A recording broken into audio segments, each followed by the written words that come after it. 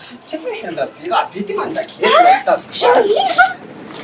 Jean-Louis Jean-Louis fa maninona Mira Mira ty maninona amizay raha fa Jean-Louis amizay tianao ve sa ahoana Yes dia zany sy tianao sy mila mijery anao raha mbo hifanaraka ao an-trano aloha tsy sapetsaka zany ao io dia zany tianao toy zay sa raha hoe jery anao anao dia tampitseo ny relationtsika jereo izy dia any nareo fa jerijery any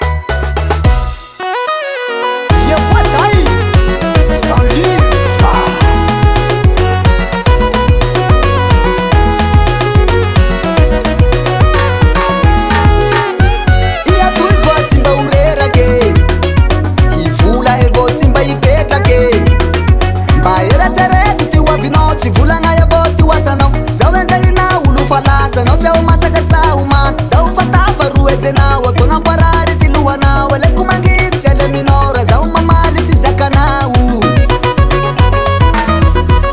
mba eretsereto ty oavinao tsy volagna avao ty oasanao zaho enjahinao olo falasanao tsy aho masaka sahomanta na ino ataonao zaho tsy milefanao kotrikotrino tsy raharay fanofafanao mbola hovakivaky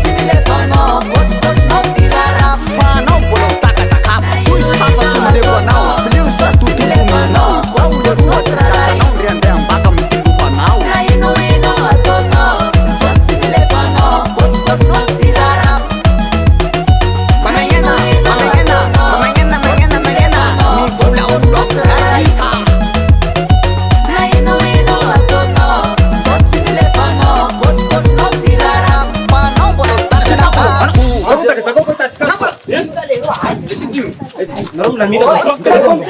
Vita le roha. Gofo tanjao soa anjay leo tsy kita. Eh, ah!